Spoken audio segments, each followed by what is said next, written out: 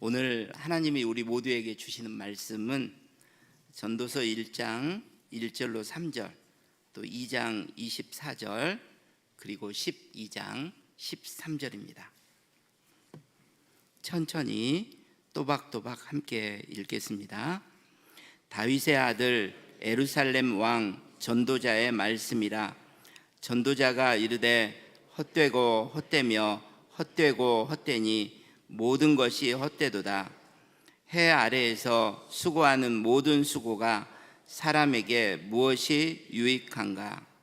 사람이 먹고 마시며 수고하는 것보다 그의 마음을 더 기쁘게 하는 것은 없나니 내가 이것도 본즉 하나님의 손에서 나오는 것이로다. 일의 결국을 다 들었으니 하나님을 경외하고 그의 명령들을 지킬지어다. 이것이 모든 사람의 본분이니라. 아멘. 방금 읽은 것처럼 전도서는 다윗의 아들 예루살렘의 왕이 쓴 글입니다. 솔로몬이겠죠. 솔로몬이 인생이란 무엇인가, 어떻게 인생을 살아야 하는가, 이런 철학적인 질문을 가지고 오랫동안 경험하고 탐구한 것을 결론으로 일종의 보고서 형식으로 기록한 것이 전도서입니다. 그렇다면 왜 솔로몬은 인생이란 무엇인가, 어떻게 인생을 살아야 되는가, 이런 질문에 대해서 관심을 갖게 되었을까요? 그 정확한 동기를 파악하는 것은 쉽지 않겠죠. 하지만 우리가 솔로몬에 대해서 알고 있는 정보가 있습니다. 솔로몬은 그 어떤 사람보다도 화려하게, 부유하게, 그리고 자기 마음껏 인생을 경험하며 살았다는 사실입니다. 바로 그 사실에서 유추를 해본다면 솔로몬이 나이가 많이 들어서 이제는 자신의 인생을 돌아보는 그런 때가 되었을 때 자신의 인생뿐만 아니라 자기가 지금까지 지켜봐온 다른 사람들의 인생을 성찰해 보는 거죠. 그래서 인생이 무엇이고, 그렇다면 어떻게 살아야 바람직한 인생이 될 것인가에 대한 결론을 얻게 되었다는 것입니다. 그 결론을 자기만 알고 있는 것이 아니라 후대 사람들, 특별히 젊은 사람들, 아직 인생의 많은 부분이 살아갈 날이 남아있는 사람들에게 교훈으로 솔로몬이 주려고 기록했는데, 바로 그것이 전도서라는 거죠. 그렇다면 솔로몬이 인생이란 무엇인가에 대해서, 어떻게 인생을 살아야 될 것인가에 대해서 깨닫게 된 결론은 무엇일까요? 솔로몬은 우리에게 어떻게 인생을 살라고 권면하는 것입니까? 이것이 1장부터 12장까지 나오는 전도서의 결론이 될 텐데요, 핵심 메시지가 될 텐데요, 세 가지로 나누어서 함께 생각해 보도록 하겠습니다. 첫 번째로 솔로몬은요, 어떤 인생을 살라고 권면하냐면요, 허무주의자가 되라고 말합니다. 그런데 창조적 허무주의자가 되라고 해요. 이게 무슨 말인지 본문을 보면서 설명드리도록 하겠습니다. 2절을 보면 솔로몬이 이렇게 말합니다. 헛되고 헛되며 헛되고 헛되니 모든 것이 헛되도다. 무려 5번이나 반복을 하고 있는데요, 무엇이 도대체 헛되다고 말하는 것일까요? 3절을 보면 사람이 수고해서 인생을 살아가는 것, 그것이 나중에 보니까 아무런 유익이 없더라라는 것입니다. 이 헛되다라는 말은 여기서뿐만 아니라 전도서 전체에서 33번이나 솔로몬이 반복하고 있는 단어입니다. 그래서 이 반복을 통해서 솔로몬은 인생이라는 것이 정말로 허무하다는 것을 우리에게 강조해 주고 있는 거죠. 헛되다라는 단어를 보아서도 잘 알 수 있습니다.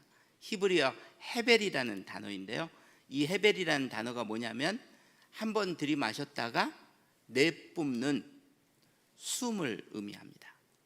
그러니까 한 번의 숨입니다. 여러분, 한 번의 숨 다음에 남는 것이 있어요, 없어요? 아무것도 없습니다. 이 숨은 잡을 수도 없죠. 연기처럼 손에 쥐어지지 않습니다. 그러니까 정말 보잘것없고 허무하기 짝이 없는 것이 헛되다라는 말이 되는 거죠.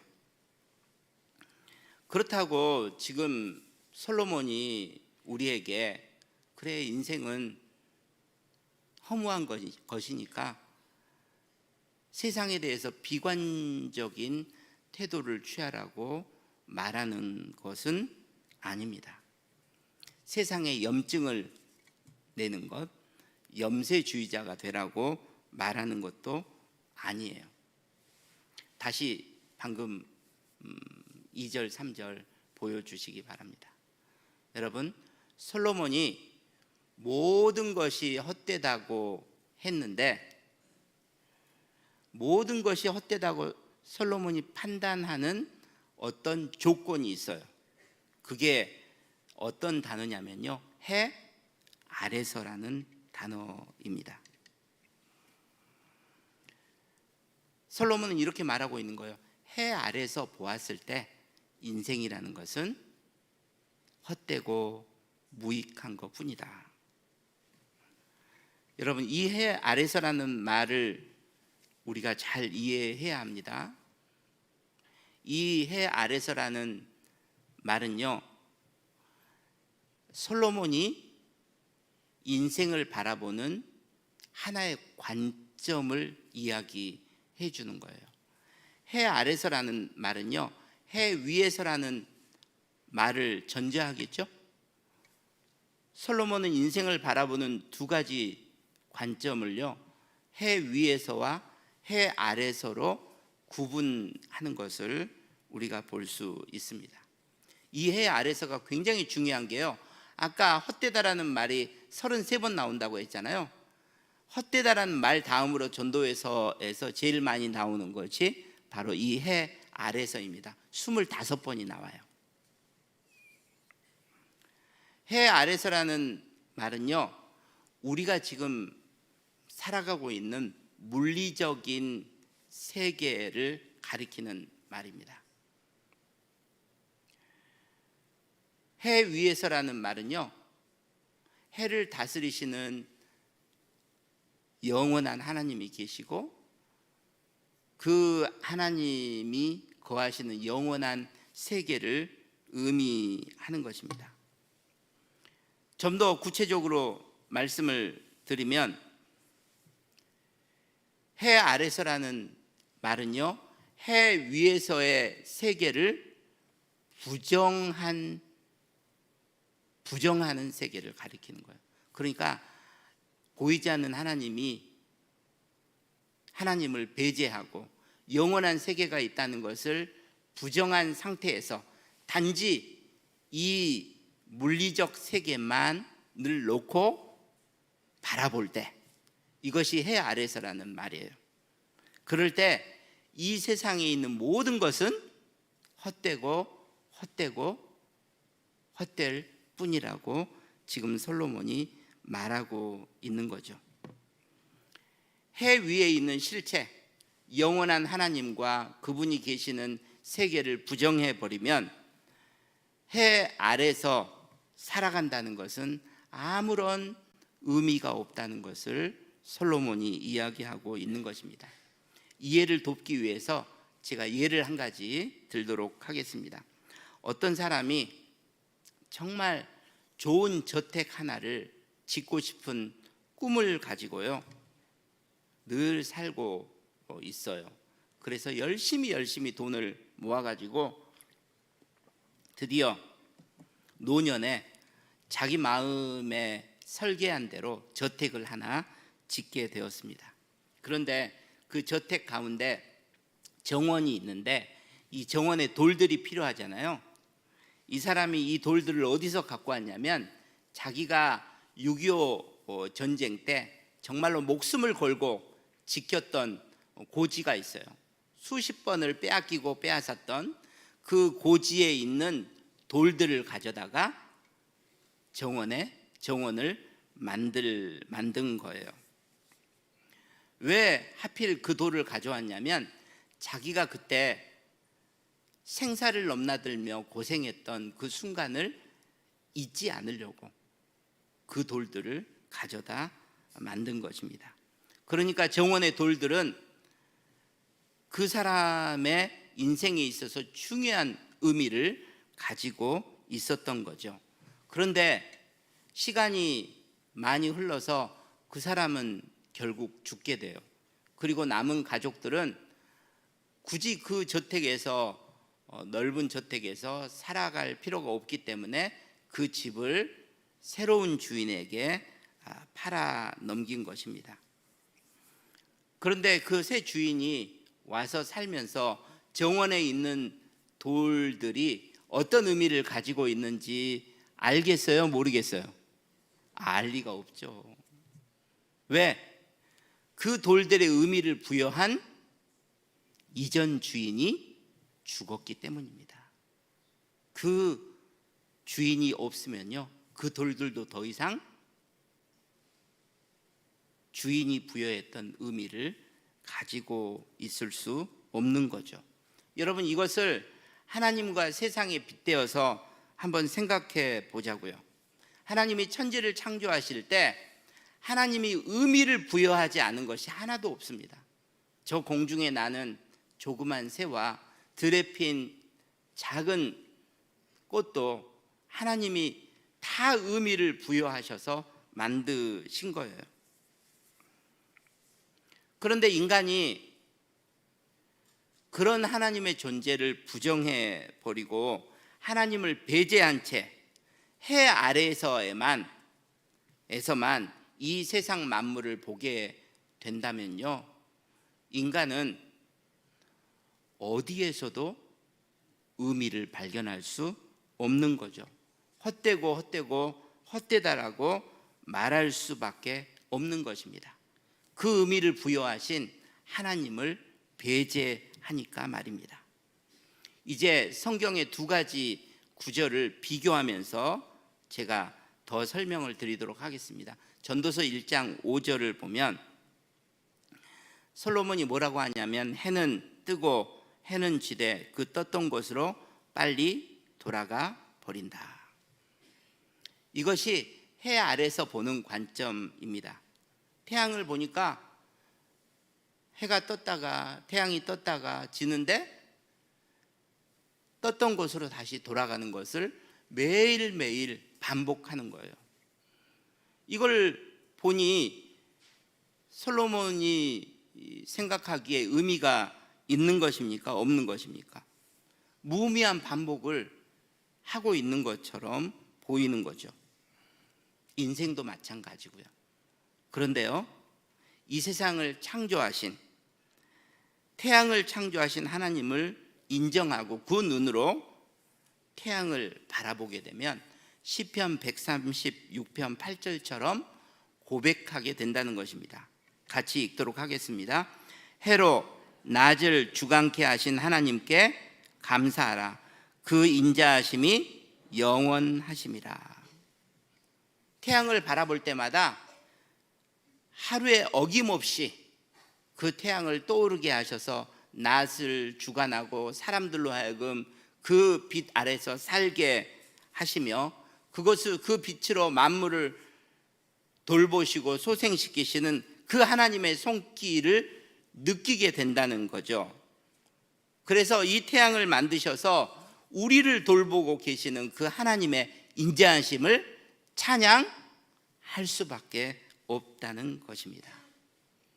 그러므로 솔로몬은 단순한 허무주의, 비관적 허무주의를 여기서 가르치고 있는 것이 아닙니다.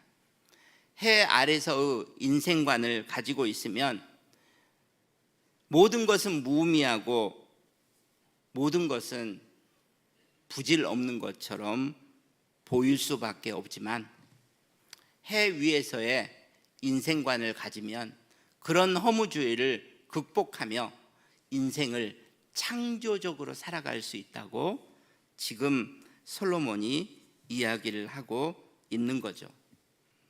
사랑하는 여러분, 우리는 예수 그리스도를 믿고 하나님을 아버지로 모시고 살아가는 사람들입니다. 그렇기 때문에 하나님의 눈으로 보면 우리의 모든 삶의 순간순간은 의미가 있는 거죠.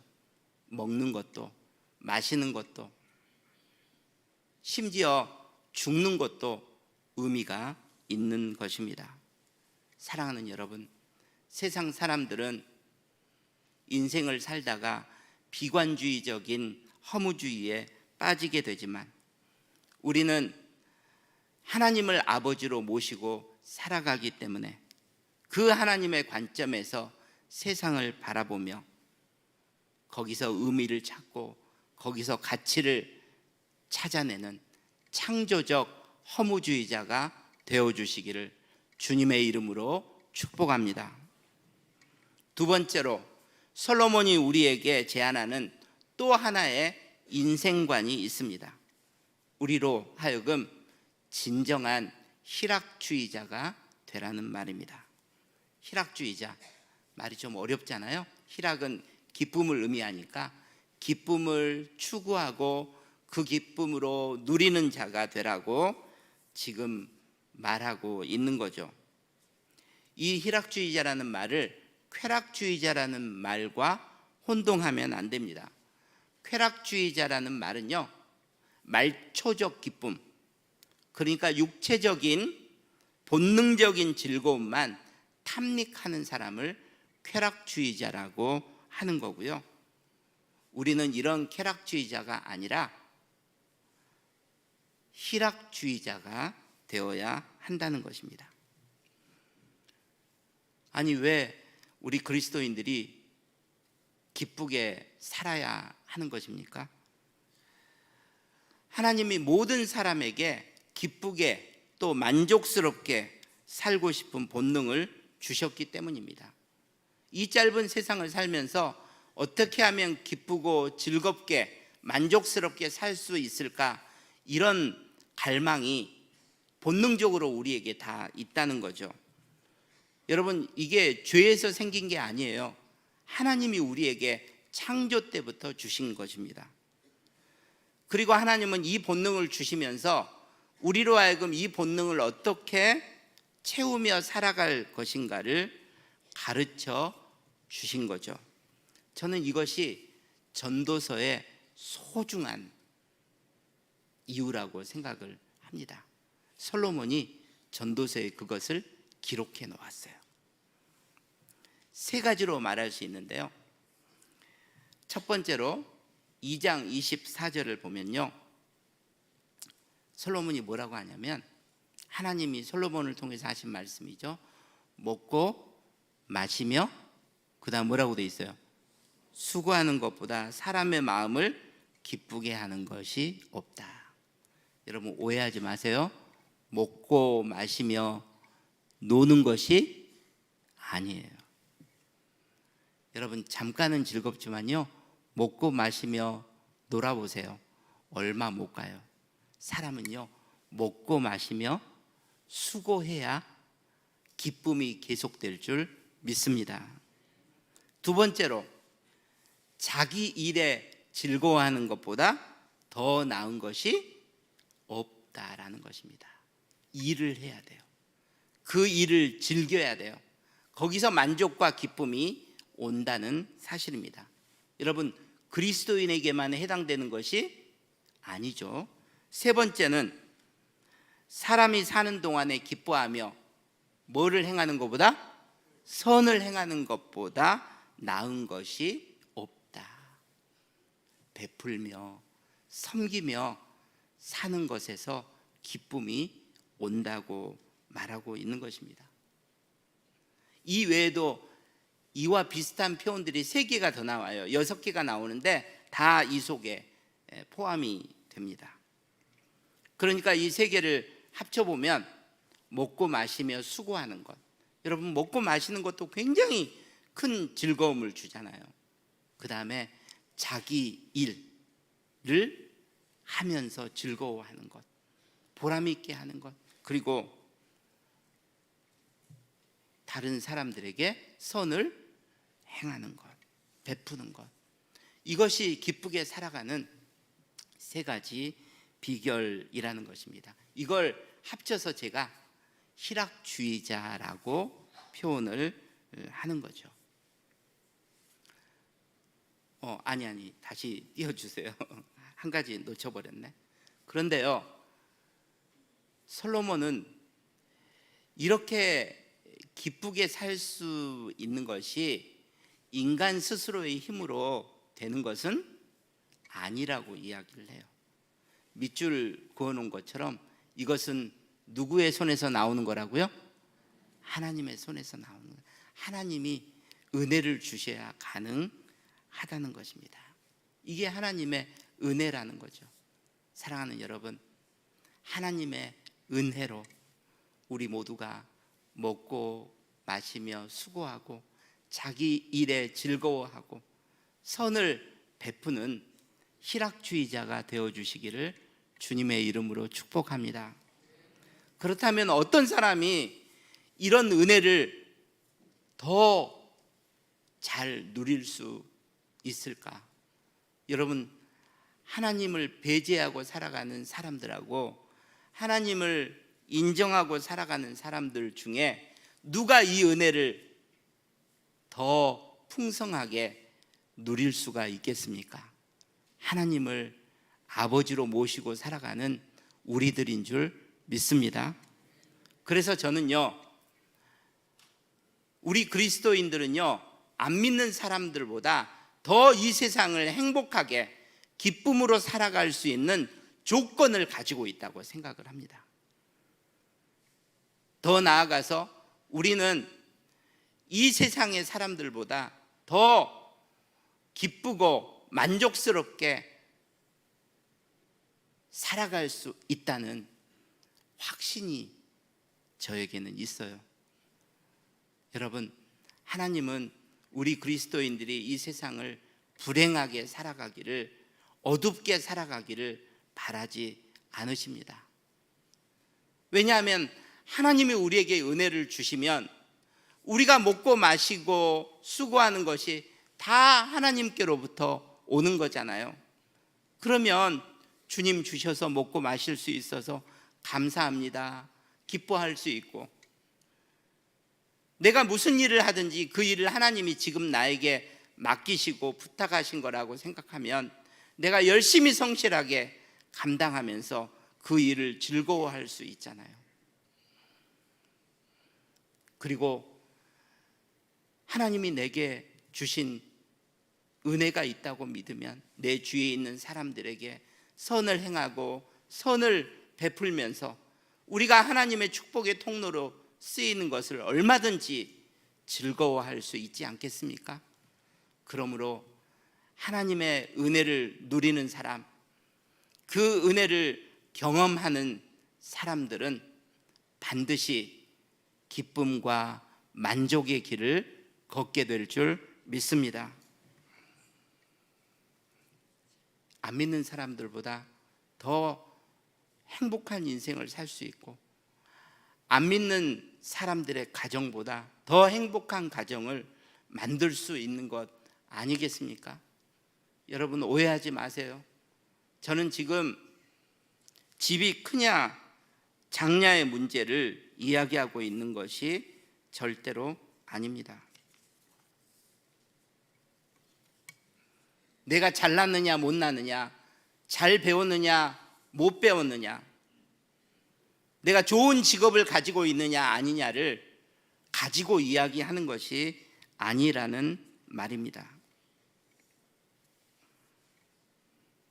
분명히 우리가 하나님을 아버지로 모시고 산다면, 날마다 하나님이 주시는 은혜 가운데 살아간다면, 우리는 먹고 마시는 것도 하나님의 은혜 안에서 해석하고, 내가 일하는 것도 아무리 보잘것 없어도 보잘것 없는 것처럼 생각되어도 하나님이 주신 일이기 때문에 내 마음을 다하여 즐겁게 일하고 보람 있게 일하며 내가 주위 사람들에게 하나님의 은혜를 흘려보내는 삶을 살아갈 수 있다는 거죠.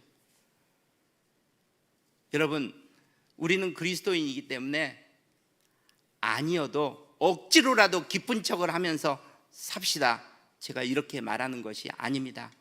정말로 내 가슴에 하나님의 은혜가 흐르고 있다면 우리는 진심으로 기뻐하고 즐거워할 수 있는 사람이 되는 것입니다. 우리 모두가 이번 한 주 진정한 희락주의자의 길을 걷게 되시기를 주님의 이름으로 축복합니다.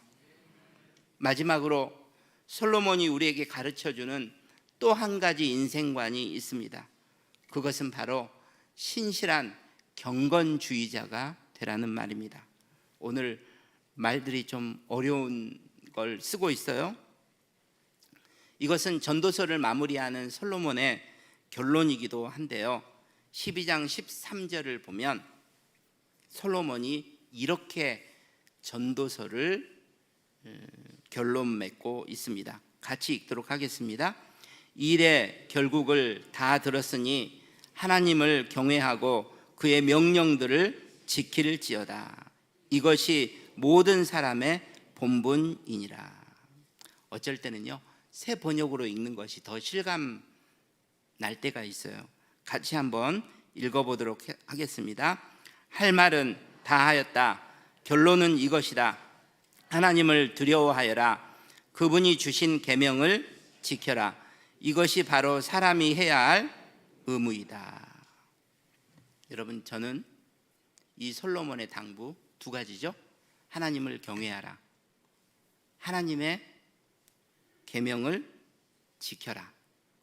이것을요, 이렇게 요약해 보고 싶습니다. 경외할 때 경을 따서 공경할 경을 쓰고, 건이라는 말은요, 굳게 지킬 건입니다.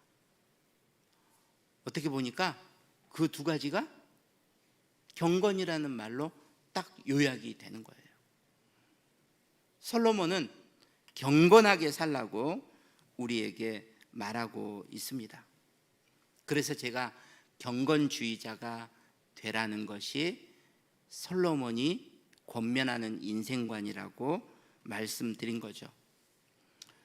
여러분, 제가 경건주의자가 되라는 말을 그냥 만들어서 한 말은 아니에요. 이게 교회사에서 나오는 용어입니다.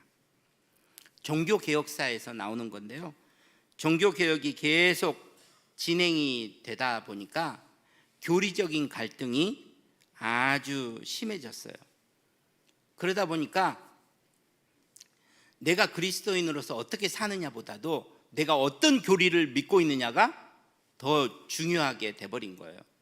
그리고 말 조심해야 했어요. 한마디라도 삐끗 잘못하면 잘못된 교리를 신봉하고 있구나, 공격받을 수가 있는 것입니다. 그래서 점점 종교개혁에서 이 성도들이 보여준 그 신앙의 생명력 있잖아요, 이것들이 점점 약해져 가고 있는 거죠. 그때 일어난 운동이요, 경건주의 운동이라고 합니다. 이런 거죠. 교리만 알고 있으면 뭐해? 교리대로 살고 있어야지. 그리스도인이라면 하나님과 매일 친밀한 교제를 나누면서 생명력 있게 하나님의 말씀대로 살아야 하는 거야. 이것이 수많은 경건주의 운동의 공통점이었습니다. 저는 솔로몬이 바로 그것과 동일한 권면을 하고 있다고 지금 생각을 하게 된 거예요. 솔로몬이 했던 말, 하나님을 경외하고 하나님의 말씀을 지키라. 어떻게 보면 너무나 딱딱하잖아요. 이전에는 제가 이 말씀을 묵상 깊이 하지 않았어요. 근데 이번에 설교 준비하면서 제가 묵상을 해보았습니다. 여러분 잘 들어보세요. 하나님을 경외한다는 것이 무엇이겠습니까? 하나님과 멀찍이 떨어져서 하나님을 두려워하고 있는 것이 경외하는 거예요. 정반대입니다.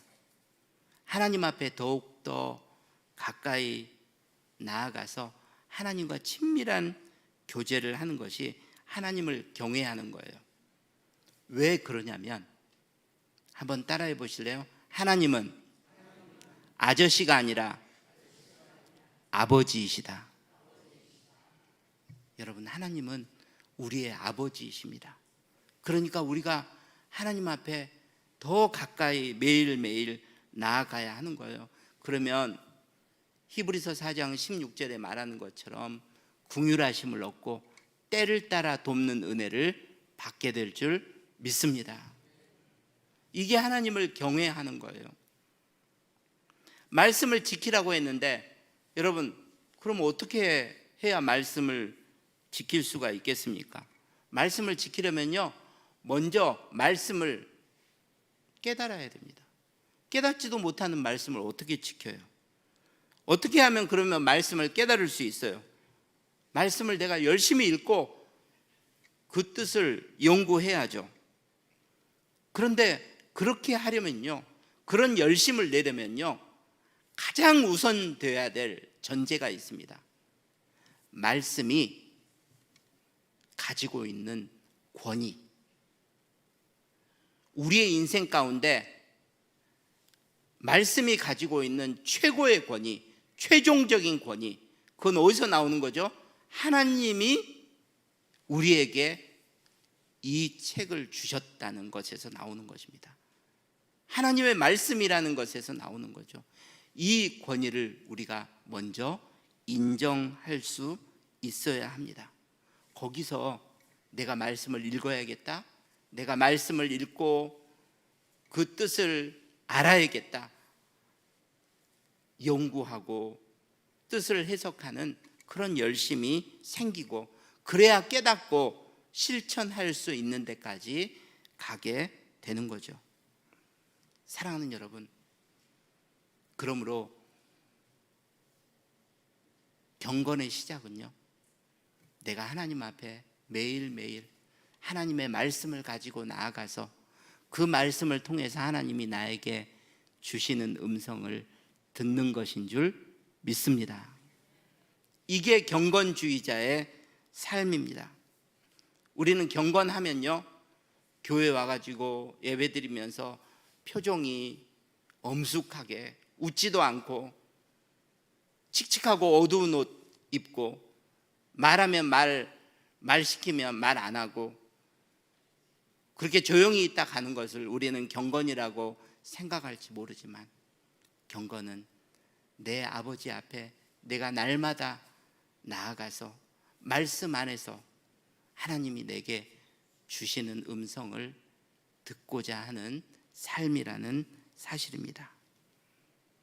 사랑하는 여러분, 이 경건에 힘써 주시기를 주님의 이름으로 부탁드립니다. 이번 한 주간 전도서를 우리가 읽을 텐데요, 우리 모두가 창조적 허무주의자, 그리고 진정한 희락주의자, 그리고 신실한 경건주의자로 우리의 인생이 새롭게 되는 귀한 은혜를 경험하시기를 주님의 이름으로 축복합니다. 기도하겠습니다. 하나님, 하나님을 배제한 채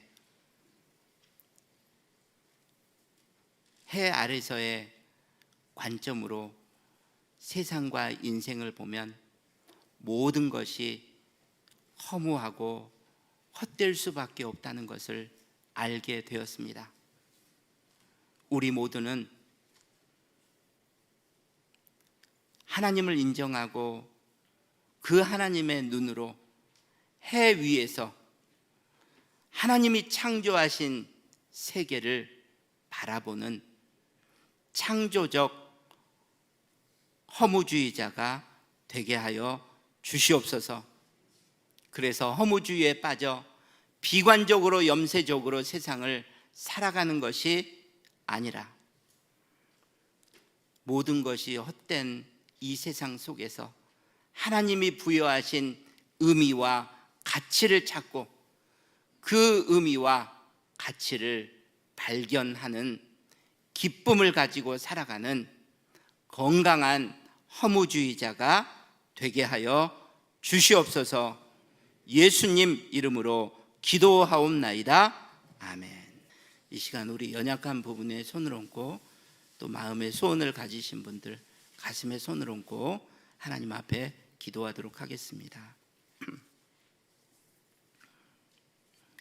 하나님, 어두운 색깔의 옷을 입고 표정이 없는 사람, 조용히 예배당에 와서 사람들과 말 없이 예배만 드리고 돌아가는 사람이 경건한 사람이 아니라, 경건한 사람은 매일 매일 나의 아버지 되신 하나님을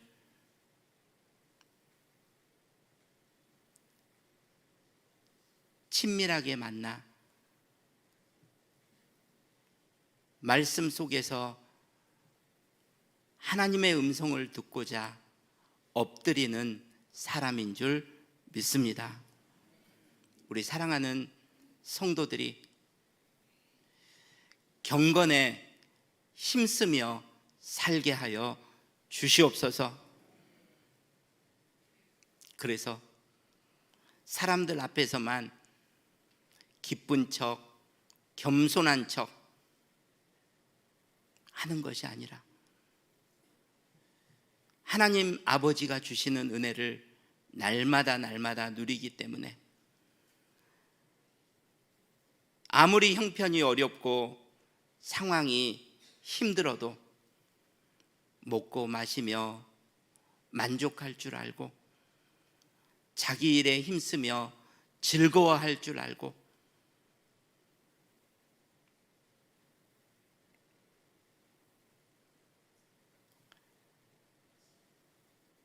하나님께서 우리에게 맡기신 모든 사람들에게 선한 일을 행함으로 거기서 누리게 되는 기쁨과 만족을 가지고 희락주의자의 길을 걷는 우리 모두가 되게 하여 주시옵소서. 우리 사랑하는 성도들, 이 시간 모든 연약함을 만병의 대의사이신 주님 앞에 고백하오니 아버지여, 머리끝부터 발끝까지 사랑하는 성도들이 얹은 그 부위를 치료하시고 강건케 하여 주시옵소서. 모든 인생의 흉악의 결박이 예수의 이름으로 끊어지게 하여 주시옵소서. 걷고 그리고 일상생활하고 정말로 가장 기본적인 삶을 살아가는데 아무런 어려움이 없도록 우리 어르신들을 주님이 강건케 하여 주시옵소서. 주님 앞에 마음의 소원을 가지고 간절히 기도하는 지체들의 간구를 주님이 꼭 응답하셔서 하늘문을 여시고 축복하심으로 이번 한 주 가정과 자녀와 모든 생업 가운데 시온의 대로가 열리게 하여 주시옵소서. 드려진 예물 주님이 꼭 기억해 주시기를 원하옵고 예수님 이름으로 기도하옵나이다. 아멘.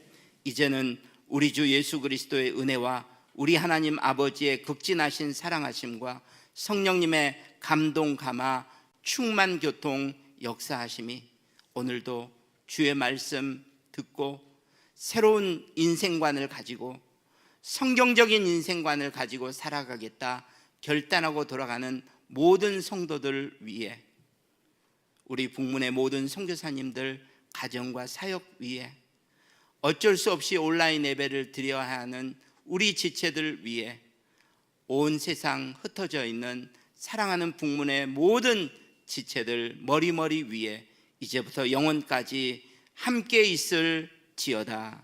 아멘.